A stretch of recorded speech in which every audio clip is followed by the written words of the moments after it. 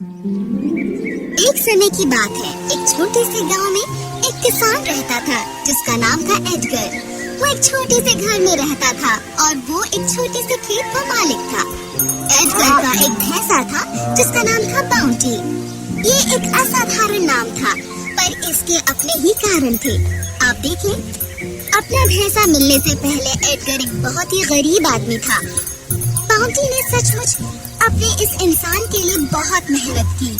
उसके पास ये एकमात्र भैंसा था और वो दिन रात उससे पूरा खेत जोतता और वो भैंसा एडगर की कई किस्म से कई कामों में मदद करता। जल्द ही एडगर सब किस्म के अनाज अपने खेत में उगाने लगा। एडगर को आस पड़ोस में बहुत प्रतिष्ठा मिली क्योंकि इतना भरपूर उसे मिला था, इसलिए उसने अपने भैंसे का नाम बाउंटी रखा। बाउंटी एक खास भैंसा था। वो बुद्धिमान था और हमेशा ऊर्जा से भरा रहता था। एडगर जानता था कि बाउंटी एक आजाद किस्म का जानवर था। वो अक्सर घूमता रहता जब कोई काम नहीं होता और वो शाम को वापस घर लौटता। जैसे जैसे समय बीतता गया, एडगर एक और भैंसा लाया। वो उसे बाउंटी से बहुत अधिक प्रेम करता था, पर उसने ये भी जान लिया कि काम का बोझ बहुत ज्यादा है और उसे बांटने की जरूरत है। एडगर अपने जानवर को थकाना नहीं चाहता था। एक दिन बाउंटी आधे रास्ते में ही बैठ गया और भारी सांसें लेने लगा।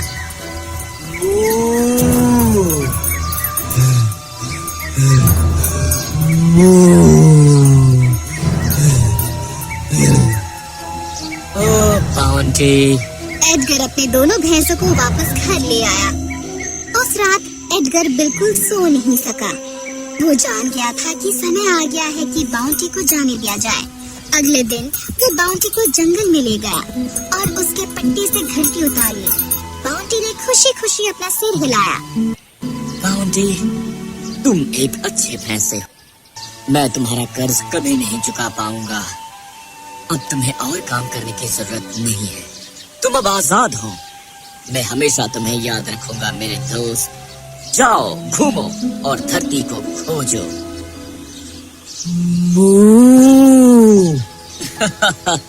मुझे अब रुलाओ मत। तुम जब चाहो मेरे घर आ सकते हो। तुम्हें रास्ता तो मालूम है।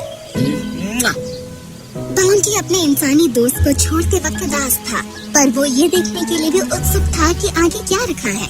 वो खुशी खुशी चलने लगा, ताज़ी हवा का आनंद लेते हुए। वो निडर होकर पूरे जंगल में घूमता रहा। वो तालाब से पानी पिया और रास्ते में उगी घास खाई।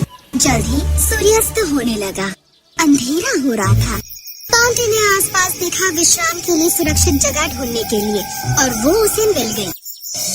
ये गुफा बिल्कुल तालाब के पास है।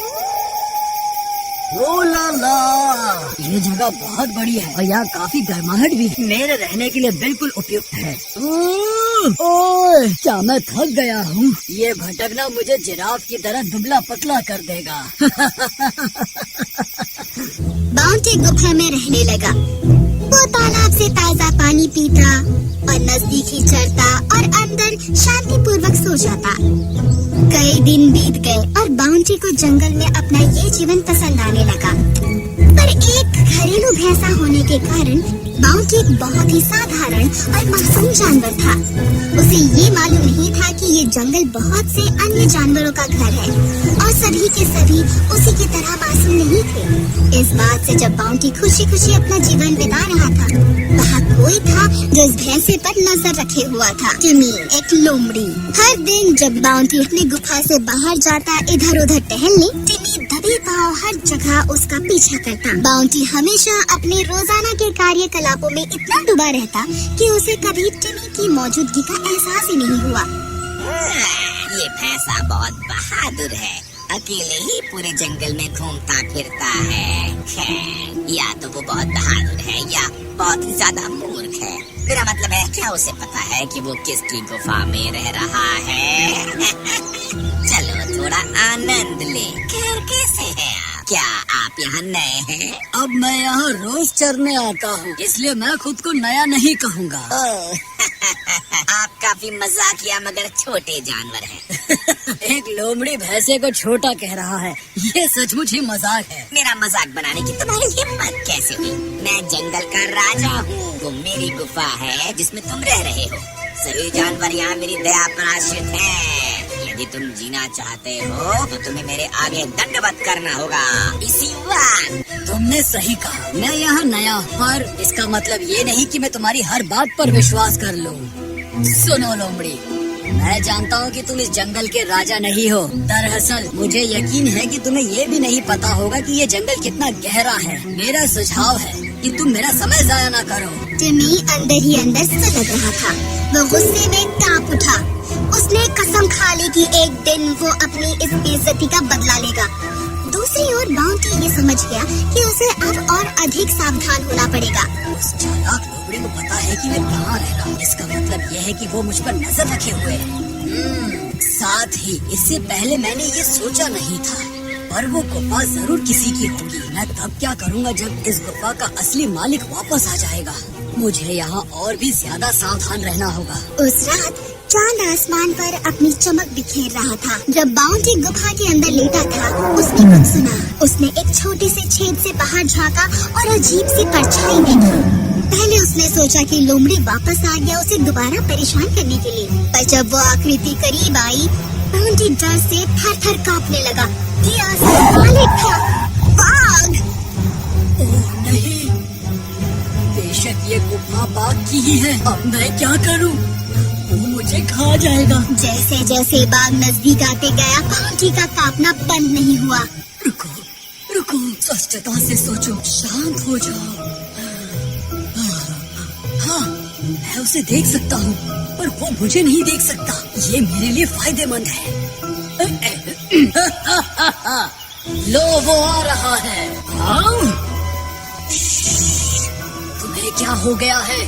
वो हमें सुन लेगा। ओह सही कहा, माफ करना। पर देखो तो सही, वो कितना स्वादिष्ट लग रहा है। क्या मैंने तुम्हें नहीं बताया था कि यहाँ जो रहता है वो इतना बड़ा है कि हम दोनों उसे मिलकर खा सकते हैं? ठीक है, तुमने सही कहा। आज के लिए हमारे रात का खाना तय हो गया। बिल्कुल। अब बाघ की बारी थी थर-थर कांपने की। ये जानवर कौन है? वो रुक क्यों गया? इसमें तो बहुत देर लग रही है और मुझे बहुत भूख लगी है। क्यों ना हम बाहर जाकर उस पर आक्रमण करें? वो हम दोनों से तो नहीं लड़ सकता। ये चाल काम कर गई। बिना विचार किए बाघ एक छलांग में जंगल से बाहर चला गया। बाउंटी ने राहत की सांस ली और उसे अब पता चल गया था कि किसी भी परिस्थिति में शांत रहने का महत्व क्या होता है। अगले दिन जब टिमी जंगल में मटर गश्ती कर रहा था, वो बाघ से जा टकराया। तुमने तो मुझे डरा ही दिया। डरा दिया? मैंने तुम्हें डरा दिया? पर तुम तो एक बाघ हो। हाँ, मैं जानता हूँ, मैं इस जंगल का बाघ हूँ, पर तुम मूर्ख हो। अगर तुम ये सोचते हो कि मुझसे बड़े और डरावने जानवर यहाँ नहीं हैं। कल रात ही उनमें से दो से आमना सामना हुआ। उन्होंने मेरी गुफा पर अधिकार कर लिया। अब मुझे नई गुफा तलाशनी होगी। रुको, क्या वो जो तुम्हारी गुफा में रह रहा है वो तुमसे बड़ा और डरावना है? क्या तुम मुझसे मजाक कर रहे हो? वो एक भैंसा है। और क्या मतलब है तुम्हारे दो कहने का? क्योंकि वहाँ पर तो सिर्फ एक ही भैंसा रहता है।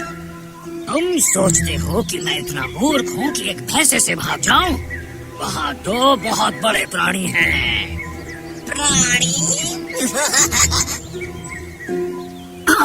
मुझे ठीक ठीक पता नहीं वो कौन है और क्या है। मैं गुफा में दाखिल नहीं हुआ, बस उनकी आवाजें सुनी। वो मुझ पर हमला करने वाले थे। वो ऐसा करे उससे पहले मैं वहाँ से भाग गया। तुम बेचारे बाघ, उसने तुम्हें बुद्धू बनाया। वहाँ कोई प्राणी नहीं है, वो एक भैंसा है। मैंने उस पर नजर रखी हुई है उसी दिन से जब से उसने इस जंगल में कदम रखा है। हाँ, बकवास बंद करो लोमड़ी। मेरी बेइज्जती करने की तुम्हारी जुर्रत कैसे हुई? तुम सोचते हो कि मैं इतना मूर्ख हूँ कि एक भैंसे को एक डरावना जानवर समझ लूं? मैं तुम्हें ये साबित कर सकता, तुम उसके शिकार नहीं हो, वो तुम्हारा शिकार है। चलो एक काम करते हैं, मैं तुम्हारे साथ आऊंगा। हम उस गुफा में दाखिल होंगे और मैं तुम्हारी मदद करूंगा उसे पकड़ने में जो कोई अंदर है। और वैसे भी मैं उस अक्खड़ भैंसे से अपना बदला लेना चाहता हूँ, पर तुम्हारी गुफा के बदले मैं चाहता हूँ कि तुम मुझसे वादा करो कि तुम कभी मुझ पर हमला नहीं करोगे। क्या तुम सच कह रहे हो? और रुको, क्या होगा यदि तुम भाग जाओ मुझे वहाँ पीछे छोड़कर? मुझे पता है, चलो अपने गिर्द एक रस्सी बांध लें, एक सिरा तुम्हारे पेट पर और दूसरा सिरा मेरे पेट पर। इस तरह तुम मुझे पीछे खींच सकते हो यदि मैं भागने की कोशिश करूं। सौदा पक्का? बाघ मान गया। उन दोनों ने अपने गिर्द एक रस्सी बांधी और वो गुफा की ओर चलने लगे। लोमड़ी खुश था, उसने दोनों ही काम करने का तरीका ढूंढ लिया था, बाउंटी को सबक सिखाना और बाघ का भरोसा जीतना। जब वो गुफा के पास आए, बाउंटी ने उन्हें आते देखा। जैसे ही उसने लोमड़ी को देखा, वो समझ गया कि क्या चल रहा है। मुझे लगता है कि वो बहुत होशियार है। अब मुझे इससे निपटने दो, ठीक है? तभी गुफा में प्रवेश करना जब मैं तुमसे कहूँ। तुम बेवकूफ लोमड़ी, मैंने तुमसे कहा था कि मेरे लिए 2 बाघ लाओ और तुम सिर्फ मेरे लिए एक ही लाए हो। हाँ? क्या? हमने कल रात से कुछ नहीं खाया है और अब तुम चाहते हो कि हम दोनों एक ही बाघ को आपस में बांट कर खाएं? तुम उनके लिए काम करते हो? नहीं नहीं नहीं, ये सच नहीं है। तुम किसी काम के नहीं हो। ठीक है, अंदर ले आओ उसे। नहीं। बाघ अपनी जान बचा कर भागा। वो इतना डर गया था कि उसने टिनी के बारे में जरा भी नहीं सोचा, जो रस्सी के दूसरे सिरे में बंधा था। बहुत दर्द हो रहा है। ये उस लोमड़ी को सबक सिखाएगा। मैंने एक बहुत महत्वपूर्ण सबक सीखा है। अगर मैंने खुद को शांत ना रखा होता तो मैं उन दोनों को भगा नहीं पाता। चाहे परिस्थिति कितनी भी कठिन क्यों ना हो जाए, हमें हमेशा शांत रहना चाहिए।